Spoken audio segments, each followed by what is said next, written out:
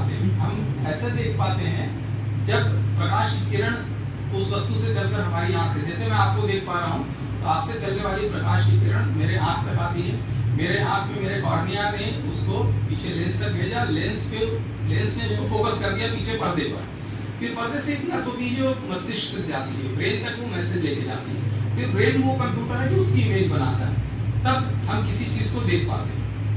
इसका क्या मतलब हुआ? इसका मतलब सीधे से ये होगा कि इस सारी प्रक्रिया में थोड़ा सा समय लग रहा होगा। प्रकाश की किरण आपसे मेरे तक आई, मेरे कॉर्निया से लेंस पे गई, लेंस से पर्दे पर गई, पर्दे से मस्तिष्क में गई, तब छवि बनी, तब हम एक दूसरे को देख पा रहे हैं। इसका एक और अर्थ ये हुआ कि जब मैं आपको देख रहा हूँ या आप मुझको देख रहे हैं तो हम एक दूसरे को ऐसा देख रहे हैं जैसा हम थोड़ी देर पहले थे। स्पष्ट है? ये बात हमको इसलिए नहीं समझ में आती क्योंकि प्रकाश की गति इतनी तीव्र है कि हम इस बात को, इस अंतर को अनुभव नहीं कर पाते।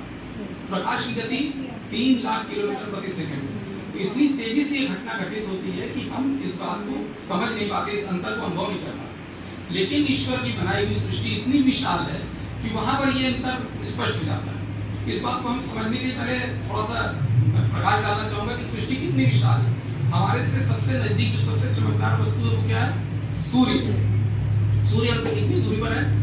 कुछ छात्र बता सकते हैं? स्टूडेंट्स 15 करोड़। सूर्य हमसे 15 करोड़ किलोमीटर की दूरी पर। सूर्य के प्रकाश को भी वहां से हमारे पास पृथ्वी तक आने में 8.5 मिनट का समय लगता है। इसका अर्थ ये हुआ कि यदि अचानक अभी सूर्य बुझ जाए तो हमको पता चलने में 8.5 मिनट लगे। 8.5 मिनट तक हमको पता नहीं चलेगा कि सूर्य बुझ गया, क्योंकि प्रकाश वहां से यहाँ तक आने में इतना समय लगता है। अब वैज्ञानिकों ने शुरू में सोचा कि हम जो ब्रह्मांड की दूरियां हैं उसको नापने के लिए कौन सी इकाई का इस्तेमाल करें। तो किलोमीटर में बात कर नहीं देते, उन्होंने कहा कि हम सूर्य से पृथ्वी की दूरी को 1 यूनिट मान लेते हैं। उस यूनिट का नाम उन्होंने दिया एस्ट्रोनॉमिकल यूनिट, जिसको हम खगोलीय इकाई भी कहते हैं। एक खगोलीय इकाई का अर्थ होता है 15 करोड़ किलोमीटर, सामान्य भाषा में। उनका चलिए इससे नाप लेते हैं। लेकिन जब उन्होंने ब्रह्मांड की दूरियां एयू से नापने की शुरुआत की तो भी उनको लगा कि ये तो इतना कठिन हो रहा है, जैसे कश्मीर से कन्याकुमारी की दूरी हम मिलीमीटर में या नैनो मिलीमीटर में नाप रहे हैं। तो बड़ी समस्या हुई कि कैसे ब्रह्मांड इतना विस्तृत है, इतना विशाल है, कैसे हम नापेंगे। तो उन्होंने कहा कि हम दूसरा एक कोई हमको मापने की इकाई बनानी पड़ेगी। तो इस सृष्टि में सबसे तेज चलने वाली वस्तु है प्रकाश। तो उन्होंने कहा कि हम एक यूनिट बनाते हैं जिसे हम प्रकाश वर्ष का नाम देंगे। प्रकाश एक वर्ष में जितनी दूरी तय करता है उसको हम एक प्रकाश वर्ष का नाम देंगे। तो प्रकाश एक वर्ष में कितनी दूरी? 3 लाख किलोमीटर पर सेकेंड। एक साल में कितने सेकेंड होते हैं? एक साल में 3 करोड़ से कुछ ज्यादा सेकेंड होते हैं। तो अगर हम इसको कैलकुलेट करते हैं रफली, मैं एग्जैक्ट उसमें नहीं जा रहा हूँ फिगर में, मोटा मोटा अंदाज है कि प्रकाश एक वर्ष में 100 अरब किलोमीटर की दूरी तय करता है। तो एक प्रकाश वर्ष का मतलब लगभग 100 खरब। ये एग्जैक्ट नहीं, आप कैलकुलेट करेंगे तो 90 कुछ समथिंग आएगा, लेकिन मोटा मोटा 100 खरब की दूरी तय करता है।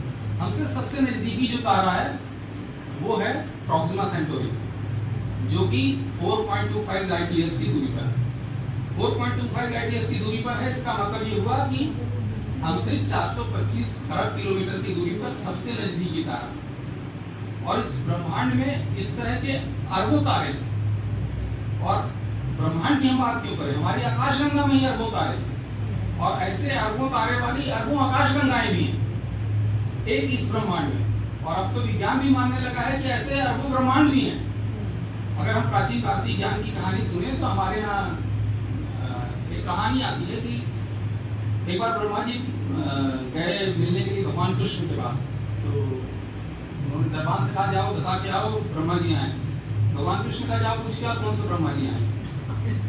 तो जब वो दरबान ने आके पूछा कि वो पूछ रहे हैं कौन से ब्रह्मा जी आए, तो ब्रह्मा जी को थोड़ा सा अहम तो हो ही गया था। उन्होंने कहा क्या फालतू की बात करते, इस पूरे ब्रह्मांड में मैं ही अकेला एक ब्रह्मा हूँ। तब तक भगवान श्री कृष्ण भी आ गए थे। वो असल में उनका जो अहंकार था उसको दूर करना चाहते थे। उन्होंने कहा मैंने इसीलिए पूछा था, इस सृष्टि में असंख्य ब्रह्मांड है और सबके ब्रह्मा अलग अलग है। और इसमें से कई ब्रह्मांड तो ऐसे हैं जो तुम्हारे ब्रह्मांड से भी कई गुना बड़े हैं। और जितने बड़े ब्रह्मांड होते हैं उतने ज्यादा सिरों वाले ब्रह्मा जी होते हैं। और इस तरह से कई ब्रह्मा जी जो ऐसे हैं जो असंख्य सिरों वाले हैं। तो वो ब्रह्मांड कितने बड़े होंगे तुम्हारे ब्रह्मांड से। तो कथा ये आती है कि फिर ब्रह्मा जी का घमंड उसके बाद दूर हो गया, जो अहंकार था उनका नष्ट हो गया। तो इस तरह की कथा हमारे यहाँ बहुत पहले से प्राचीन भारतीय ज्ञान में वर्णित है। अब आधुनिक विज्ञान, हमारा ब्रह्मांड इतना विशाल है। अब हम कल्पना करें कि हमारे ब्रह्मांड में ही एक एंड्रोमेडा गैलेक्सी है, नाम सुना होगा आप लोगों ने, वो लाखों प्रकाश वर्ष की दूरी पर है हमसे। तो अब हम कल्पना करें कि एंड्रोमेडा गैलेक्सी में कहीं पर किसी जगह किसी ग्रह पर विकास हो गया होगा, वहां पर भी विकसित प्राणी होंगे, एलियंस रहते होंगे वहां पर भी शायद। अगर वहां पर विकसित प्राणी होंगे, एलियंस होंगे, कल्पना करिए, और उनके पास कोई अच्छी टेलीस्कोप है, दूरबीन बहुत अच्छी, और वो अभी यहाँ देख रहे हैं, तो उनको क्या दिख रहा होगा? एक आधुनिक शहर में एक आधुनिक चर्चा करते हुए विज्ञान के और अध्यात्म में क्या दिख रहा होगा? बड़ा शहर, बड़ी गाड़ियां और बड़ी बड़ी इमारतें, ऐसा दिख रहा होगा? कंप्यूटर, माइक, कैमरा, मोबाइल, क्या वो देख रहे होंगे? उनको अभी भी नंगे आदि मानव घूमते हुए दिख रहे होंगे, या हो सकता है डायनासोर दिख रहे हो। क्यों? क्योंकि तब का चला हुआ प्रकाश वहां अभी पहुंचा होगा, और इस आधार पर यदि वहां का वैज्ञानिक ये कहता है कि जो मैं देख रहा हूं वही सत्य है, तो क्या सत्य होगा? तो जो हम देखते हैं उसके पीछे भी हमारी बहुत सारी चीजें काम करती हैं। पहली बात तो सृष्टि के स्तर पर ये बात बिल्कुल असत्य साबित हो जाती है। दूसरी बात हम करते हैं, यहीं पर अगर रहते हो तो हमारी भी जो देखने की क्षमता है वो सबकी भिन्न भिन्न होती है। जितने प्राणी होते हैं सबकी क्षमता भिन्न है। बहुत सारे जानवर हैं जो रंगों को नहीं देख पाते, हम रंगों को देख पाते हैं। बहुत सारे जानवर हैं जो 3 डायमेंशन नहीं देख पाते, वो 2D नहीं देख पाते, तो हम 3 डायमेंशन देख पाते हैं, और वो हमसे बहुत ज्यादा रंगों को देख पाती है। इसलिए महिलाओं के रंगों की समझ पुरुषों से बेहतर होती है, ज्यादातर, जरूरी नहीं सबकी, ज्यादातर। इसलिए मैं सबसे अपनी पाठशाला में बोलता हूँ कि अपनी पत्नी से तो रंगों पे बहस करिए मत, क्योंकि आप वो जितने शेड देख पा रही हैं आप उतने नहीं देख पा रहे हैं। और कबूतर की हम बात करें तो कबूतर का वजन होता है पेंटाक्रोमेटिक, वो उससे भी कई ज्यादा रंगों को देख पाता है। तो एक ही चीज को प्राणायाम के बारे में जो हमारे यहाँ वर्णन है वो बिल्कुल आपको, अगर आप पढ़ें पतंजलि योग सूत्र पढ़ के देखें तो आपको उसमें मिलेगा कि जिस तरह के मांसपेशियों का उपयोग उसने बताया है, पतंजलि ने डिस्क्राइब किया है, वो आज आधुनिक विज्ञान से बिल्कुल मिलता जुलता है। जिस प्रकार की मांसपेशियों की जानकारी प्राचीन भारतीय ऋषियों को थी, वो शायद आज मेडिकल स्टूडेंट्स या डॉक्टर्स जानते होंगे, बाकी सामान्य मनुष्यों को उसकी जानकारी बहुत कम रहती है।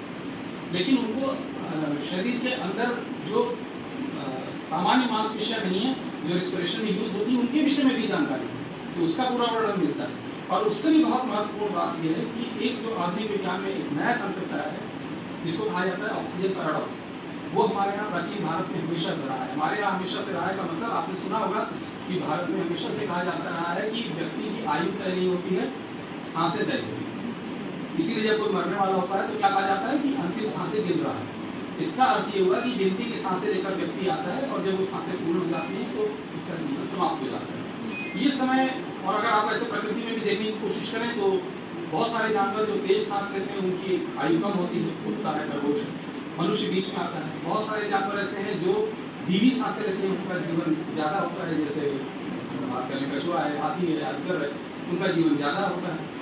तो अगर हम उसको विज्ञान की दृष्टि से देखने की कोशिश करें तो पिछले कुछ वर्षों में एक नई खोज सामने आई है जिसको ऑक्सीजन पैराडॉक्स कहा जाता है। ऑक्सीजन पैराडॉक्स का अर्थ ये होगा कि जो ऑक्सीजन हमको जीवन दे रही है वही ऑक्सीजन हमारा जीवन ले भी रही है, बिल्कुल दुधारी तलवार की जैसे काम करती है। अब ये बड़ा एक कंसेप्ट ऐसा है कि लोगों को बड़ी शंका हो गई कि ऐसा कैसे हो सकता है, जो ऑक्सीजन जीवन दे रही है वो कैसे हमारा जीवन ले सकती है। ये तो ऐसी बात हो गई, कोई कहते कि मछली पानी से मर रही है, हम तो ऑक्सीजन में जीवित हैं, ऑक्सीजन में सांस ले रहे हैं। तो जो केमिस्ट्री के छात्र हैं या जो शिक्षक हैं वो जानते होंगे फ्री रेडिकल